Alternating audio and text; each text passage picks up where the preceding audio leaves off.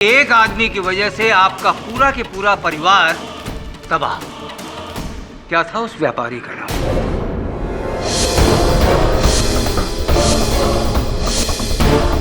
नलिनी जी, मैं उस व्यापारी का नाम पूछ रहा हूं।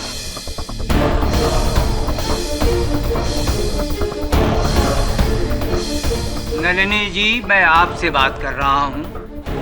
उस व्यापारी का नाम बताइए। जी, विक्रमजीत सिंह।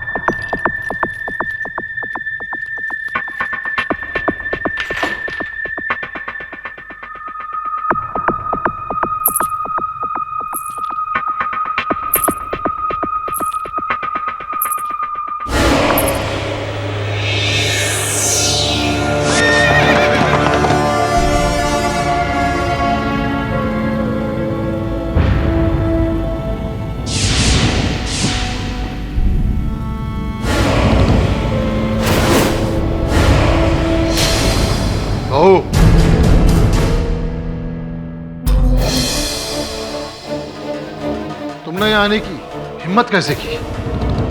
और ये क्या किया तुमने? पिछले 93 सालों से इस स्कूल के किसी सदस्य ने उस कमरे का ताला खोलना तो दूर, उसके आसपास भटकने की जरूरत तक नहीं की। और तुम कल की आई लड़की, तुम्हें ना इस घर की मान मर्यादा का ख्याल है, ना रीत परंपरा का। अपने मनुष्य कदमों से तुमने उस श्रापित कमरे का न सिर्फ ताला खोला, बल्कि पंडित जी के लगाए हुए उस टोटके को भी। घोर अशुभ हुआ ठाकुर साहब, घोर अशुभ हुआ। 93 साल से दादाजी की लगी हुई सीमा ने अब तक इस शराब को रोके रखा, पर आज आपकी बहू रानी ने इस मर्यादा को तोड़ दिया।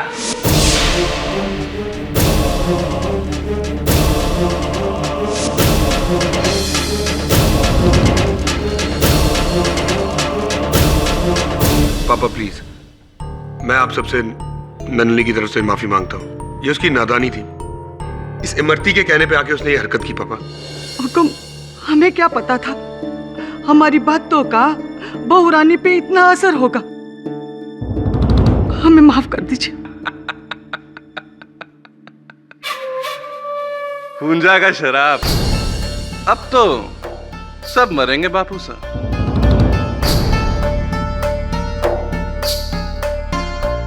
एक एक करके मरेंगे सब, आप तो पहले जाएंगे। चुप हो जा नालायक, तुझे तो हम पहले ही नशे की वजह से खो चुके हैं। पापा ये शराब पुराब कुछ नहीं होता। आप लोग कैसी तकियानुसी बातों में यकीन रख रहे हैं। चुप रहे संजय, ये तू नहीं, ये थारे ऊपर चढ़ा इस शहरी लड़की का भूत बोल रहा है। देख लिया विक्रमजीत, थारी लुगाई ने जो शहरी बहू लाने की जिद की थी, जे का क्या परिणाम निकला। हवेली में आते ही थारी मौत का दरवाजा खोल दिया। पापा प्लीज मुझे माफ कर दीजिए, मुझसे बहुत बड़ी भूल हो गई है। भूल तो हुई है और इसका प्रायश्चित भी तुम्हें ही करना होगा। संजय, कल सुबह की पहली गाड़ी से तुम इसे इसके घर छोड़ के आओगे, हमेशा हमेशा के लिए। ये लड़की इस हवेली में दोबारा लौट कर नहीं आएगी। ये आप क्या कह रहे हैं जी? नलिनी को थोड़ा मौका तो दीजिए। खामोश, हमारे बेटे ने जो कह दिया सो कह दिया। और पंडित जी, कल सुबह ही इस हवेली में शुद्धिकरण का हवन होगा और फिर से वो दरवाजा बंद कर दिया जाएगा अगले 93 वर्षों के लिए। जैसे हुक्म राजमाता। और प्रार्थना करो सब कि वो शाप अभी भी सोया हुआ है गो, वरना इस हवेली के हर पुरुष की जान खतरे में है।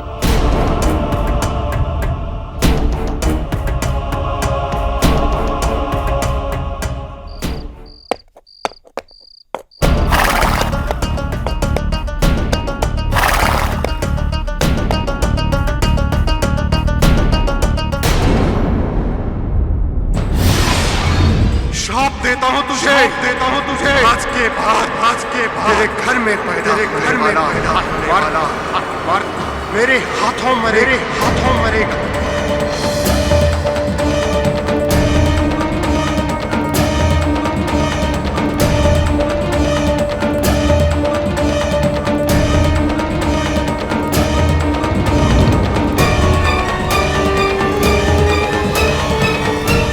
कौन है अंदर?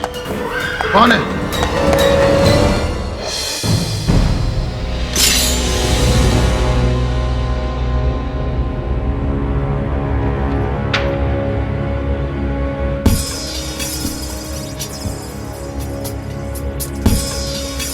कौन है?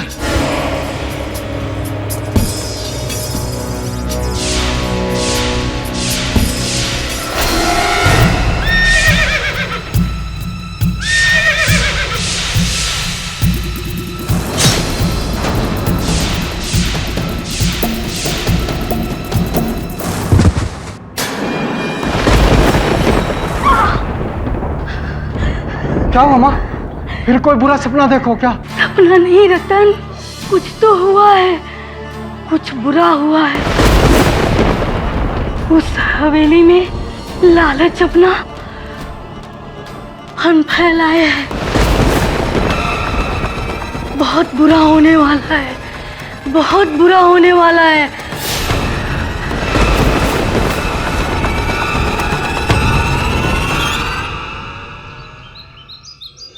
इंस्पेक्टर प्लीज मेरी बात सुनिए, मैंने कुछ नहीं किया। चलो पर आप नलिनी को कहाँ लेके जा रहे हैं इंस्पेक्टर साहब? संजय राठौड़, हमें अपना काम करने दें। पर मैं आपको बता रहा हूँ, उन्होंने कोई खून नहीं किया। हमें पूछताछ करनी है, पुलिस स्टेशन ले जाकर। मेरी बात सुनिए, मैंने कुछ नहीं किया। आपकी बात एकदम। पर इंस्पेक्टर साहब, मैं आपसे कह रहा हूँ उन्होंने खून नहीं किया। बस मिस्टर संजय, बस। मेरा बेटा एकदम सही कह रहा है, मेरी बहू एकदम बेकसूर है। सारे सबूत इनके खिलाफ हैं। बेहतर ये होगा कि आप कानूनी कार्रवाई में दखलंदाजी ना करें।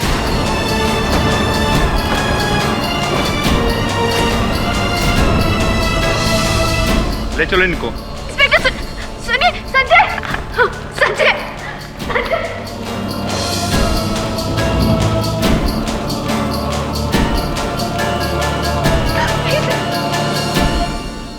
ये कल की छोरी के लेगी मेरे बेटे की जान। मारे विक्रमजीत को तो गुंजा की शाप ने मारा है।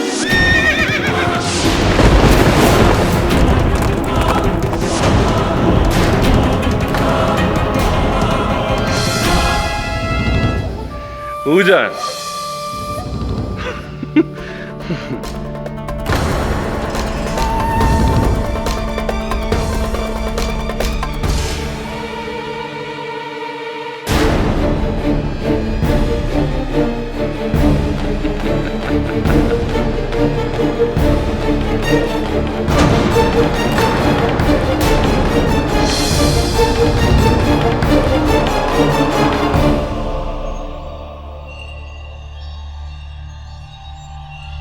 हुकुम, आपके भाई साहब विक्रमजीत सिंह की कल रात किसी ने हत्या कर दी।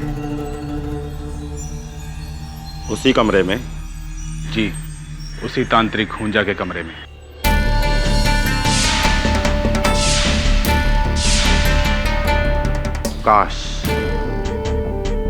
काश हम उस कमरे को देख सकते एक बार।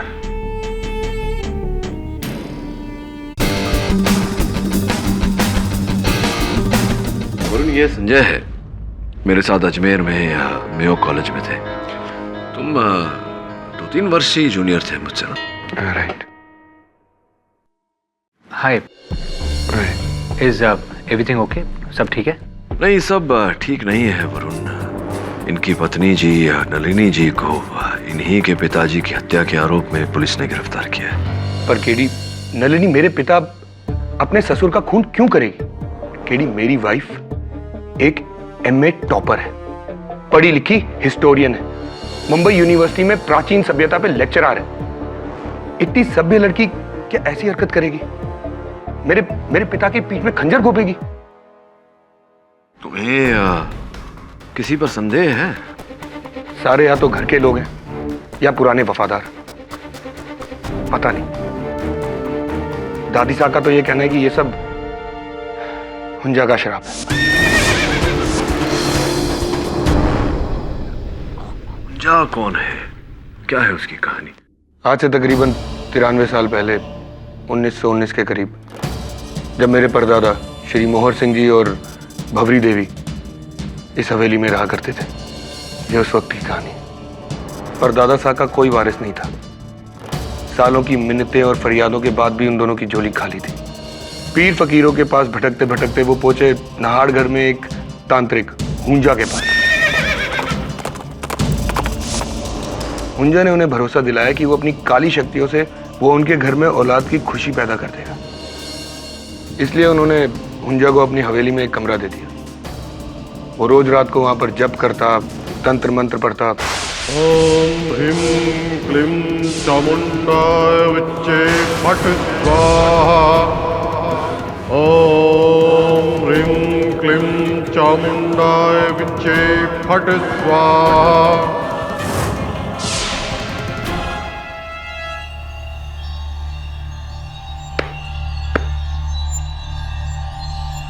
ठाकुर मोहर सिंह, मेरी तपस्या रंग लाई। आज से ठीक 10 महीने और 4 दिन बाद तुम्हारी पत्नी को एक औलाद होगी, एक लड़का। और उसके ठीक 2 साल 3 महीने और 8 दिन बाद फिर एक औलाद होगी, एक और लड़का। पहला लड़का तुम दोनों को मेरी तरफ से उपहार है, और दूसरा लड़का मेरी गुरु दक्षिणा। तुम्हें दूसरे लड़के को मुझे भेंट करना होगा, मेरा मुरीद बनाकर। बोलो, स्वीकार है? और जैसा हुंजा ने कहा वैसा ही हुआ। 10 महीने बाद मोहर सिंह के यहां पर एक बेटा हुआ, मेरे दादाजी। घर वालों ने तो हुंजा को अपना भगवान मान लिया, और उसके ठीक 2.5 साल बाद हुंजा की दूसरी भविष्यवाणी भी सच हुई। दादाजी का दूसरा भाई हुआ, जिस पर हुंजा ने फौरन अपना हक जमाया। लेकिन ममता में कमजोर होकर दादी साहब ने बच्चा देने से मना कर दिया। हुंजा महाराज, यदि आप चाहे तो हमारी आधी जायदाद मांग ले, धन दौलत, सोना चांदी, हीरे जवाहरात, जमीन जो चाहे मांग ले, किंतु हमारी औलाद मत मांगिए। तुम अपने वादे से मुकर रहे हो ठाकुर? मुझे अच्छी तरह याद है, मुझे अपना वादा याद है। किंतु जिस वक्त मैंने आपसे वादा किया था उस वक्त न तो मैं पिता बना था और न ये माता। माँ बाप के लिए औलाद क्या होती है ये आज हम समझ पाए हैं। इसलिए हमारी आपसे विनती है कि हमारे बच्चों को बख्श दीजिए। घोर अपमान किया है तूने हमारा, घोर अपमान किया है।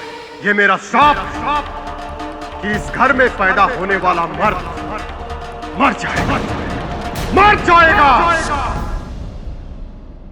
और हुंजा ने अपना मन बना लिया था। वो अपनी गुरु दक्षिणा लिए बगैर वहां से नहीं जाने वाला था। उस रात उसने उस बच्चे को वहां से उठा लिया। महाराज, महाराज जागिए, हमारा मुन्ना पालने में नहीं है। क्या कहा? हाँ महाराज, हमारा मुन्ना पालने में नहीं है। प्रताप सिंह, जल्दी घोड़े निकालो। हुंजा, अब मैं तुझे नहीं छोड़ूंगा, नहीं छोड़ूंगा तुझे। मोहर सिंह जी हुंजा के पीछे निकल गए उसको पकड़ने। माता के मंदिर के टीले के पास उन्होंने और उनके आदमियों ने हुंजा को रोक लिया। उस बच्चे को छीना और फिर उनमें लड़ाई हुई और उस लड़ाई में हुंजा मारा गया। लेकिन मरने से पहले हुंजा ने मोहर सिंह को एक श्राप दिया। ठाकुर मोहर सिंह, मैंने तुझे संतान दी और तूने बदले में मेरी ही जान, तूने मेरी दया देखी। अभी मेरा कहर देख, श्राप देता हूं तुझे। आज के बाद तेरे घर में पैदा होने वाला हर मर्द, हर लड़का मरेगा, मेरे हाथों मरेगा। और इस बात का साक्षी मेरा ही घोड़ा है शमशेर। जितनी शक्तियां मुझ में हैं, मैं अपनी सारी शक्तियां अपने इस घोड़े को देता हूं। जा शमशेर जा। उसके अगले दिन मोहर सिंह जी ने हुंजा की लाश को उसी टीले के ऊपर दफन कर दिया और उसकी समाधि बना दी।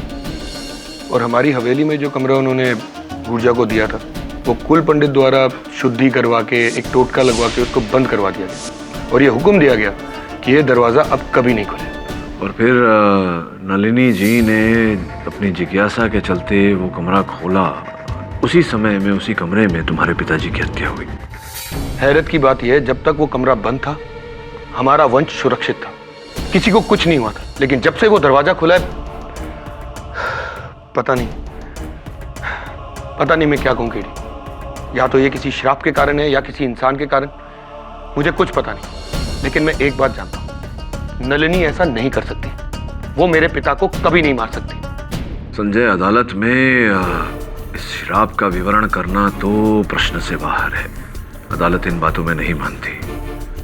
पर तुम्हारी बातों के अनुसार मुझे लगता है कि कोई है जो तुम्हारी पत्नी नलिनी को फंसाना चाहता है। ये बात हमें साबित करनी होगी। इसके लिए आपको मेरे साथ मेहरगढ़ चलना पड़ेगा।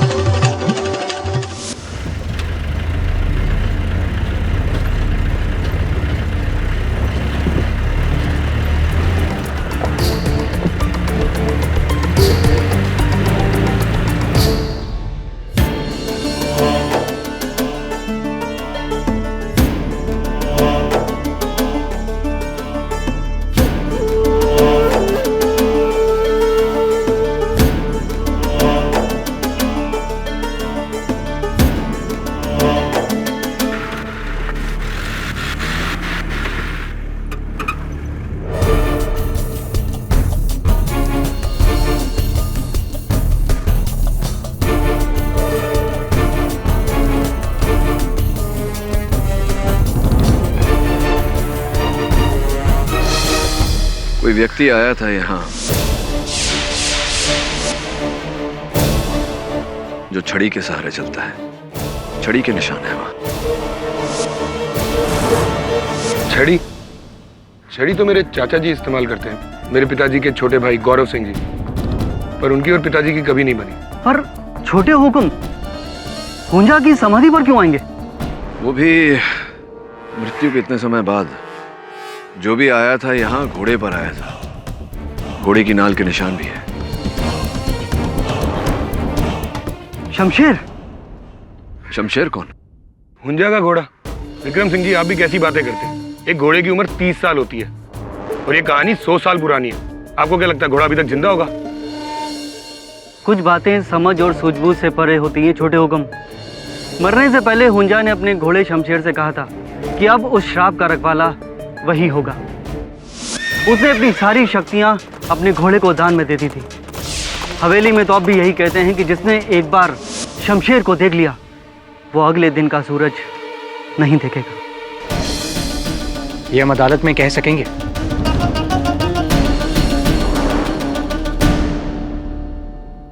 ढूंढो उसे किसी भी कीमत पर। जी हुकुम।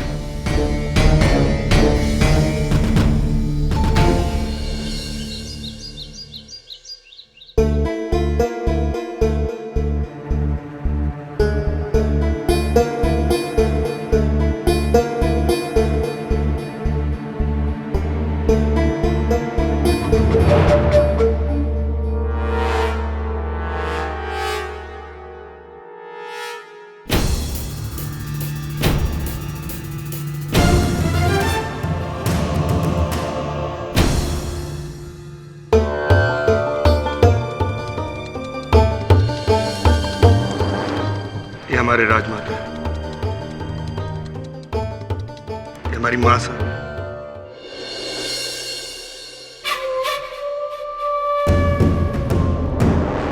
वो हमारे बड़े भाई उद्धव सिंह।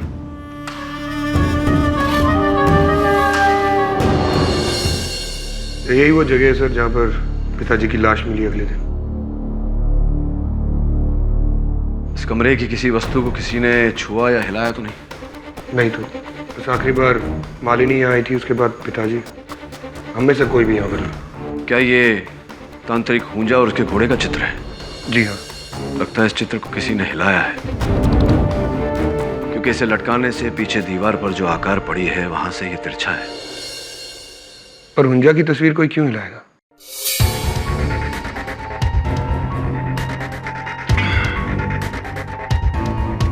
वरुण, जरा सहायता कर मेरी।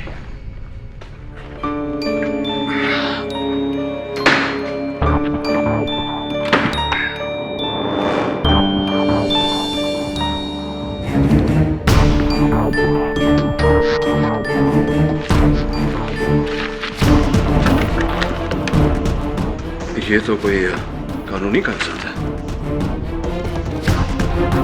ये जमीन मुंबई में कहीं पालगढ़ में है, किसी जमुना लाल बिष्ट के नाम। जानते हैं आप इन्हें? नहीं, मैं तो पहली बार ही सुन रहा हूँ। इनफैक्ट पापा ने भी कभी इनके बारे में कोई बात नहीं की। सर, आपको लगता है इस जमीन के पेपर्स का ठाकुर विक्रमजीत की हत्या से कोई कनेक्शन है? कुछ प्रश्नों के उत्तर अदालत में दिए जाते हैं। हुकुम, आज से 93 साल पहले सन 1919 में राठौर राजघराने को हुंजा नाम के तांत्रिक ने श्राप दिया था कि इस राजघराने का हर मर्द दर्दनाक मौत मरेगा। ये मेरा श्राप कि इस घर में पैदा होने वाला मर्द मर जाएगा।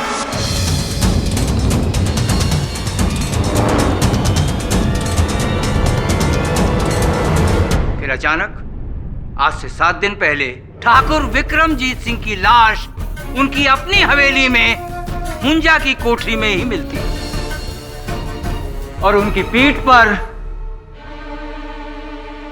ये शाही खंजर घुपा हुआ था।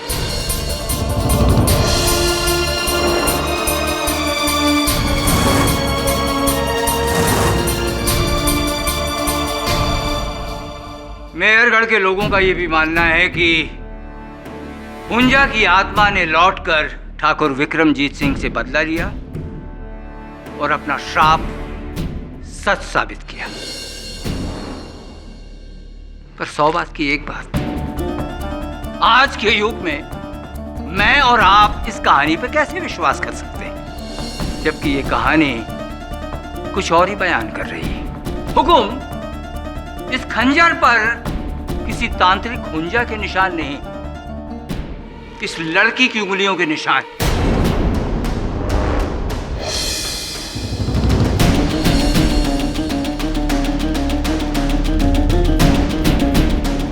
इस लड़की ने अपने ससुर की पीठ में छुरा घोंपा।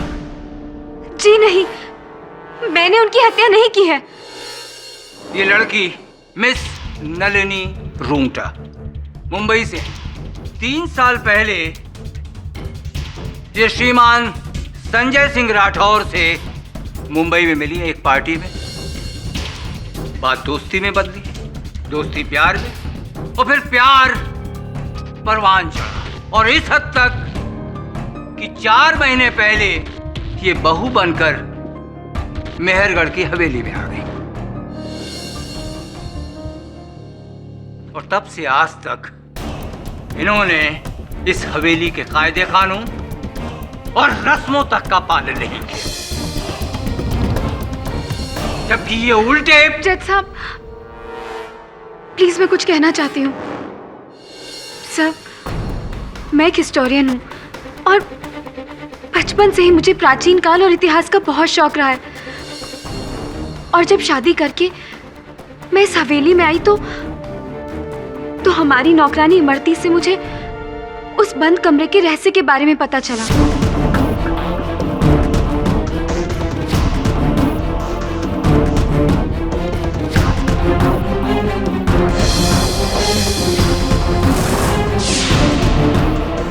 मैं सोचने लगी कि पता नहीं इतने सालों से इतिहास का कौन सा रहस्य उस कमरे में कैद है, और बेवकूफी में आके मैंने उस कमरे का ताला तोड़ दिया। और 100 बात की एक बात, आपने उस रात अपने ससुर की हत्या कर दी। जी नहीं, उस रात तो मैं अपने हस्बैंड संजय के साथ अपने बेडरूम में सोई थी।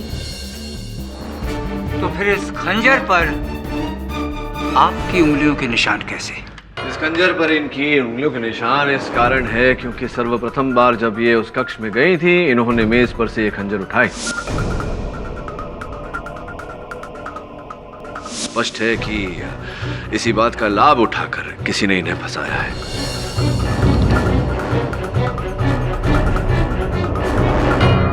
और वो पायल जो कि विक्रमजीत सिंह की लाश के पास से मिली। सर, मुझे नहीं पता। और आपकी वो चप्पल,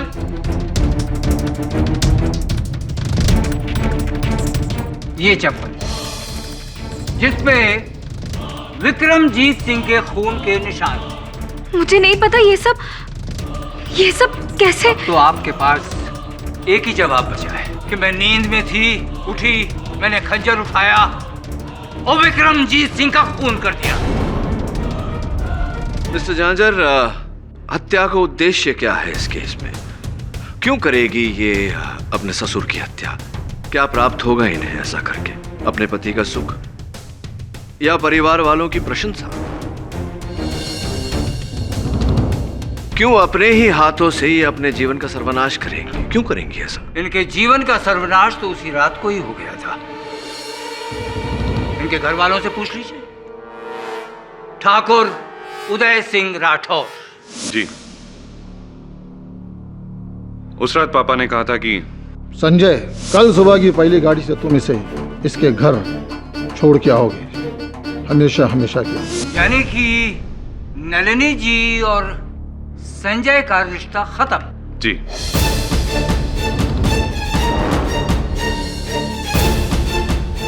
आपको नहीं लगता कि इस घटना के बाद नलिनी जी के मन में आपके पिता के प्रति घृणा, नफरत बढ़ गई हो?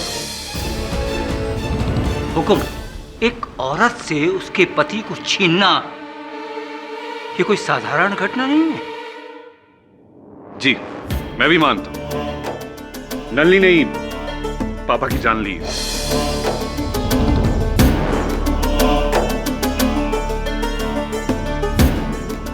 केवल यही वजह नहीं थी, असल वजह कुछ और ही थी। असल वजह थी मिस नलिनी, आपने ये विवाह प्रेम की भावना से नहीं बल्कि प्रतिशोध लेने की भावना से किया था। ये क्या कह रहे हैं आप? आप यहाँ आई थी विक्रमजीत सिंह की हत्या करने। क्या बकवास कर रहे हैं आप? ऑर्डर ऑर्डर, बैठ जाइए मिस्टर भनोट। मिस्टर झंझर, आपने ये जो आरोप लगाया है ये जितना संगीन है उतना ही रहस्यमय है। कृपया कर जरा समझाएंगे हमें क्या कहना चाहते हैं आप? नलिनी जी, जमुना लाल बिष्ट ये नाम सुना है आपने?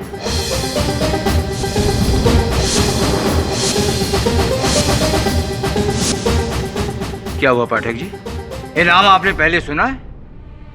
श्री जमुना लाल बिष्ट। ये जमीन मुंबई में कहीं पालगढ़ में है, किसी जमुना लाल बिष्ट के नाम। नलिनी जी, जमुना लाल बिष्ट कौन है? बोलिए ना। जी, वो मेरे नाना थे।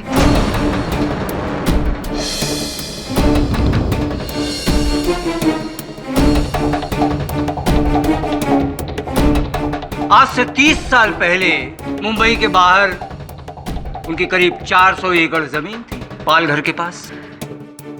जी, हमारी पुश्तैनी जमीन, खेत, हवेली। आजकल उसका मालिक कौन है? मुझे नहीं पता। आप जानती? देखिए, आज से 30 साल पहले एक व्यापारी ने मेरे नाना जी को धोखा देकर वो सारी पुश्तैनी जमीन उनसे हथिया ली थी। और इसी वजह से आपके नाना को सदमा पहुंचा और दिल के दौरे की वजह से उनका निधन हो गया। और आपका पूरा के पूरा ननिहाल अमीरी की ऊंचाइयों से गिरकर गरीबी की दलदल में फंस गया। और आज भी वही है। 100 बात की एक बात, यानी कि एक आदमी की वजह से आपका पूरा के पूरा परिवार तबाह। क्या था उस व्यापारी का नाम?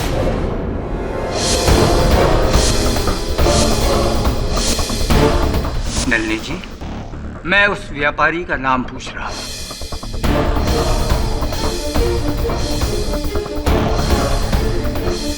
नलिनी जी, मैं आपसे बात कर रहा हूं। उस व्यापारी का नाम बताइए। जी, Vikramjit Singh.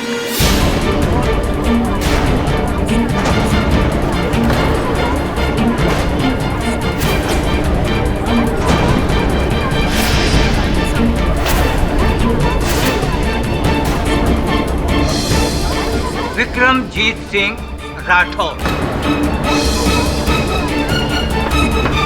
Silence in the court. अब समझे पाठक जी, नलिनी जी ने इस घर में शादी क्यों की? अपने नाना को उसका हक दिलाने के लिए और ठाकुर विक्रम सिंह को उनके किए की सजा देने के लिए।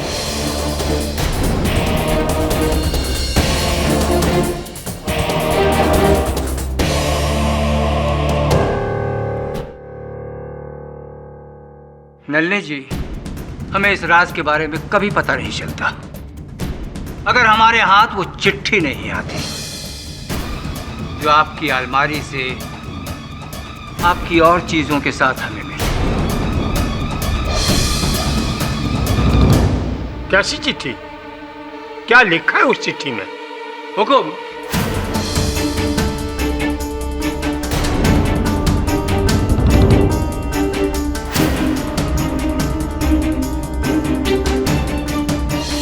ये चिट्ठी नलिनी जी ने अपनी नानी को अपनी शादी के 3 दिन बाद लिखी थी।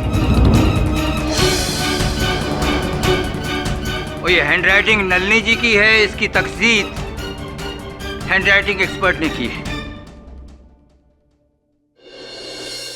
प्यारी नानी, आपको खुशी होगी ये जानकर कि अब मैं उस घर में पहुंची हूं जिसने हमारे घर को बर्बाद किया था। और बहुत जल्द मैं उस जमीन के पेपर ढूंढकर विक्रमजीत सिंह को उसके किए की सजा दिलाकर 30 साल बाद हमें इंसाफ मिलेगा।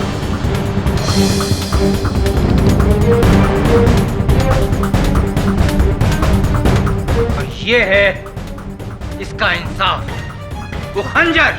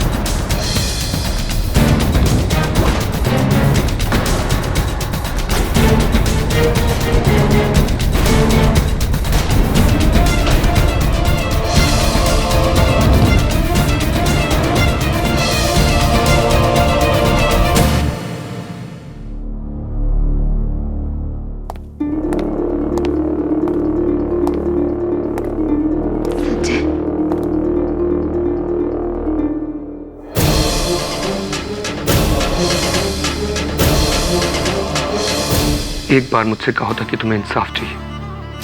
मैं अपने पापा, घर वाले सबसे लड़के तुम्हें तुम्हारी नाना जी की प्रॉपर्टी दिलाता। संजय, ये सब क्या कह रहे हो तुम? पर तुमने तो पक्का इरादा बना लिया था। मुझसे प्यार का नाटक किया सिर्फ इसलिए ताकि तुम मेरे पिताजी तक पहुंच सको। और उस दिन भी तुम उस कमरे में कोई इतिहास ढूंढने नहीं, बल्कि अपनी नाना जी की प्रॉपर्टी के पेपर ढूंढने गई थी। नहीं संजय, तुमसे मेरा प्यार कभी झूठ नहीं था। हाँ, मैं मानती हूँ कि तुमसे सगाई होने के बाद जब मुझे ये पता चला कि वो और कोई नहीं बल्कि तुम्हारे पापा थे जिन्होंने मेरे घर को बर्बाद किया था, तो मैंने सोचा था कि एक बार शादी करके इस हवेली में आ जाऊं तो उनसे बदला लूंगी। इसीलिए मैंने अपनी नानी को वो लेटर लिखा था, पर मैंने पोस्ट नहीं किया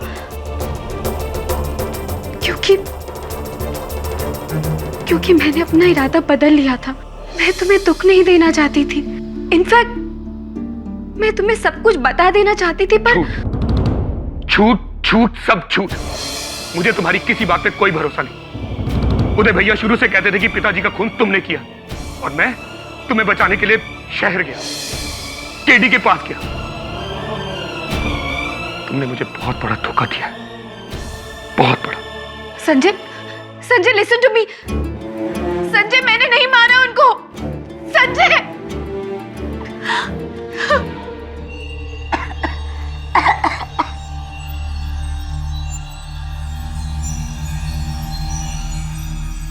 हवेली के बारे में क्या सोच रही है अम्मा? जो कुछ हुआ में थारे का कसूर? सब मारो कसूर है। मुझे उसे कुछ नहीं बताना चाहिए था, कुछ नहीं। सीधा छोटे हुकुम। इस चेक की कोई आवश्यकता नहीं थी संजय जी। केस तो अभी शुरू हुआ है। आपके और मेरे लिए खत्म हो चुका है। मैं ये केस वापस लेना चाहता हूँ।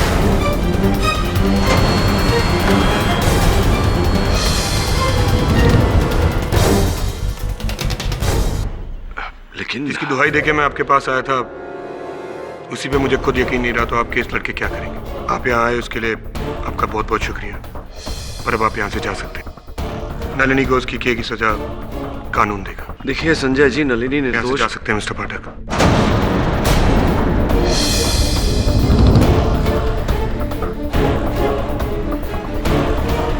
वीरमान सिंह जी, इनको एयरपोर्ट लेके जाइए।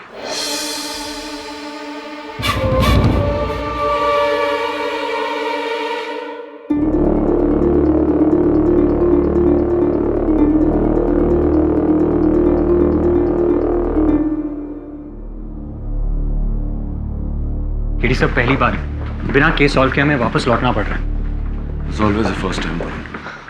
अच्छा हुआ आप वापस जा रहे हो केडी साहब, वरना दोनों ही सूरतों में आपकी हार होती। ना ही आप नलिनी बहू को बचा सकते हो और ना ही तांत्रिक होजा को पकड़वा सकते हो।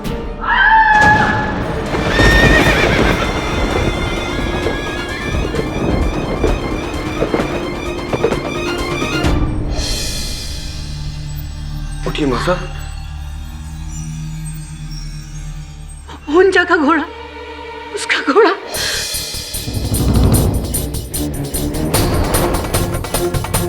शमशेर, मासाई, क्या बात कर रही हैं आप? हवेली में घोड़ा? हाँ, हम अपने कमरे में जा रहे थे, हमने घोड़े के चलने की आवाज सुनी।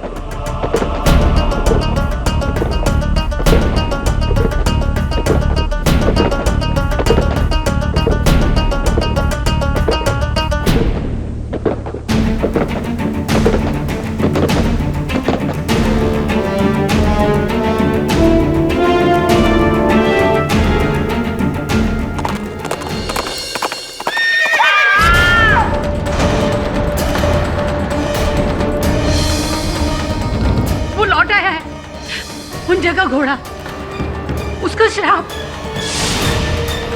उसका घोड़ा, वो लौट आया है। कहाँ देखा था आपने उस घोड़े को? यहाँ। लेकिन अजय, यहाँ तो घोड़े के होने का कोई चिन्ह नहीं, कोई निशानी नहीं। अचानक हवेली में घोड़ा आएगा कैसे, आकर गायब कैसे हो गया? तुम यहाँ हमारे पोते के बुलावे पर आए थे, पर इब रुकोगे हमारे कहने पर।